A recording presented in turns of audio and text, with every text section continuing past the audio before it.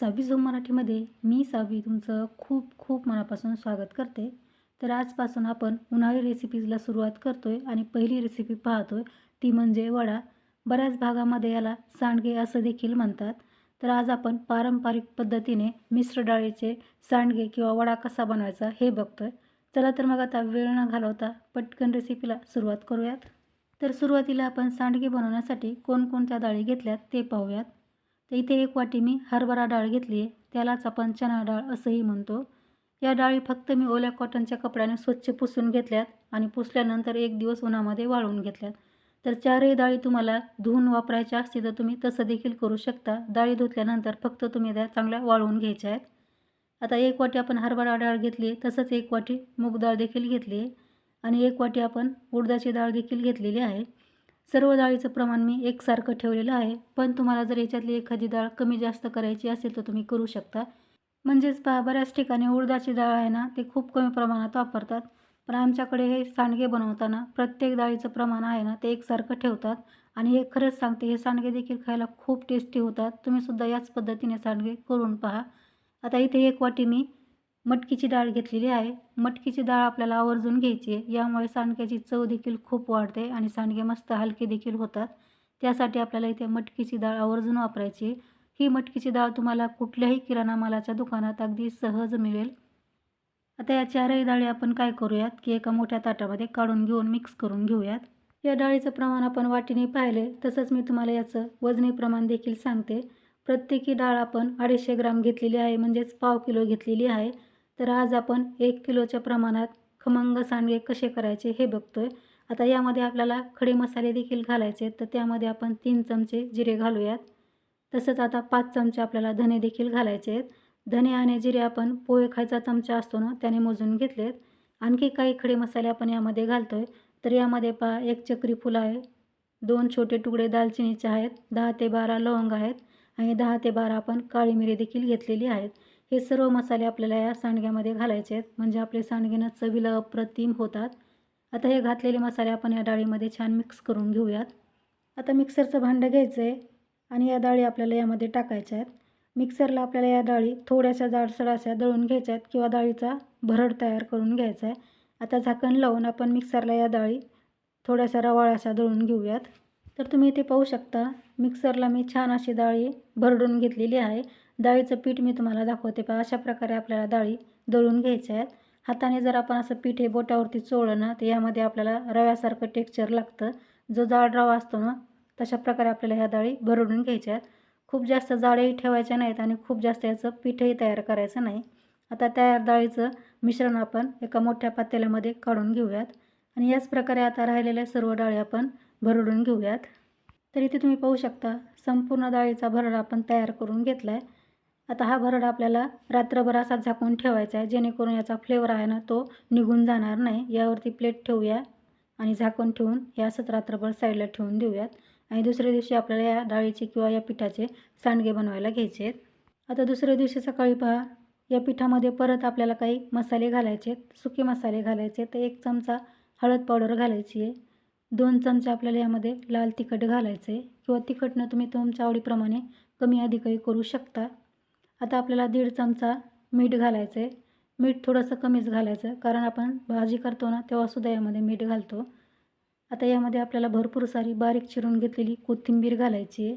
आता कोथिंबीरसारखीच आपल्याला यामध्ये बारीक चिरून घेतलेली मेथीची भाजी देखील घालायची आहे. मेथीच्या भाजीमुळे सांडगे चवीला खूप छान लागतात, म्हणून आवर्जून यामध्ये आपल्याला मेथीची भाजी घालायची आहे. आता 2 चमचे यामध्ये आपल्याला किसलेलं आलं घालायचं आहे. किसलेलंच आलं घालायचं आहे. आलं आपल्याला ठेचून घालायचं नाही. आलं फक्त किसून यामध्ये घालायचं आहे. आता हे सर्व घातलेले जिन्नस ना आपल्याला या डाळीमध्ये किंवा या डाळीच्या पिठामध्ये छान मिक्स करून घ्यायचे आहेत. आता तुम्ही म्हणाल की यामध्ये मेथी किती घालायची, तर मेथी तुम्ही तुमच्या आवडीप्रमाणे घालू शकता. तर इथे मी साधारण 1 छोटी जुडी असते ना, ती मेथीची भाजी स्वच्छ धुवून निवडून आणि बारीक चिरून मग यामध्ये घातली. मेथीचं प्रमाण कमी जास्त झालं तरी काहीच हरकत नाही. मेथीमुळे वडा खायला खूप छान लागतो. तर नक्की यामध्ये तुम्हाला मेथी घालायची आहे. तर पहा, सर्व घातलेले साहित्य यामध्ये छान मिक्स झालं आहे. आता आपल्याला यामध्ये थोडं थोडं पाणी घालून याला चांगलं भिजवून घ्यायचं आहे. सांडग्याचं पीठ भिजवताना पहा, यामध्ये पाणी लागेल तसंच घालायचं, एकदम पाणी घालायचं नाही. कारण हे पीठ आपल्याला खूप जास्त पातळही बनवायचं नाही आणि खूप जास्त घट्टही बनवायचं नाही. अशा प्रकारे आपल्याला हे पीठ भिजवून घ्यायचं आहे.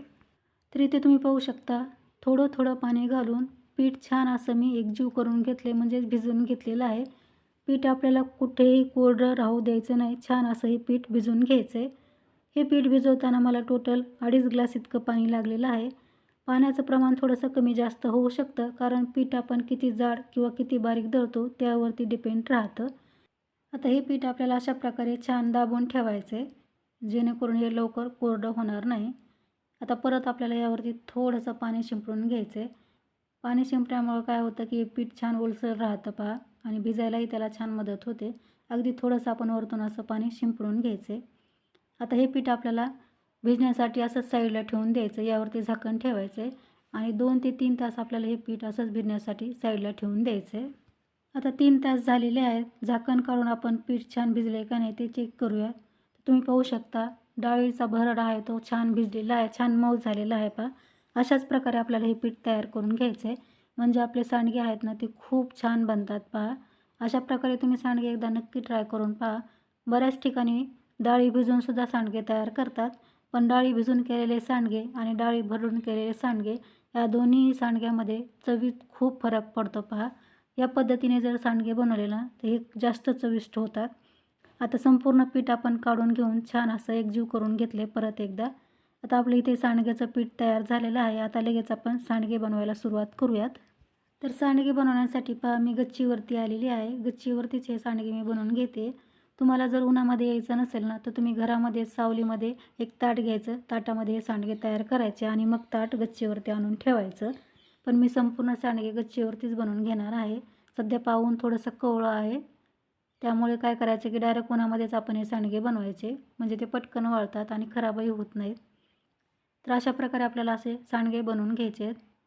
सांडगे बनवायला जास्त वेळ लागत नाही पहा, पटपट आपले हे सांडगे तोडून होतात. तर तुम्हाला कसे लहान मोठे सांडगे हवे आहेत ना त्या पद्धतीने तुम्ही सांडगे बनवून घेऊ शकता. आमच्याकडे अशा प्रकारे सांडगे बनवतात, तर त्याच पद्धतीने मी तुम्हाला हे सांडगे बनवून दाखवते. सांडगे बनवताना पहा हात कोरडा ठेवायचा नाही, नाहीतर सांडगे पटपट खाली पडत नाहीत. हात सतत आपल्याला पाण्यामध्ये बुडवून घ्यायचा, फक्त पाण्यात बुडवायचा, खूप जास्त पाण्याचा वापर करायचा नाही आणि लगेच सांडगे बनवायला सुरुवात करायची, म्हणजे पटपट आपले सांडगे तोडून होतात. खरं तर आमच्याकडे पहा याला सांडगे म्हणत नाहीत, आमच्याकडे याला वडा असं म्हणतात. बऱ्याच भागामध्ये याला वडा असं म्हणतात आणि बऱ्याच भागामध्ये याला सांडगे देखील म्हणतात. तुमच्याकडे याला तुम्ही काय म्हणता हे मला कमेंट्समध्ये नक्की सांगा. माझी आई नेहमी म्हणते पहा वडा बनवावा तो फक्त पौष महिन्यामध्ये, कारण पौष महिन्यामध्ये बनवलेला वडा खायला खूप टेस्टी होतो. तर मीही तिच्याप्रमाणे प्रत्येक वर्षी पौष महिन्यामध्येच हा वडा बनवायचा पूर्ण प्रयत्न करते. शक्यतो मी हा वडा पौष महिन्यामध्येच बनवते. उन्हाळी कामाची सुरुवातच आपण वडा तोडण्यापासून करतो, तर सुरुवातीला आपण वडा बनवून घेतो आणि मगच बाकीच्या उन्हाळी रेसिपीज करतो. तर अशाच प्रकारे आता आपल्याला राहिलेला संपूर्ण वडा बनवून घ्यायचा आहे. तर इथे तुम्ही पाहू शकता पहा संपूर्ण वडा मी बनवून घेतलेला आहे.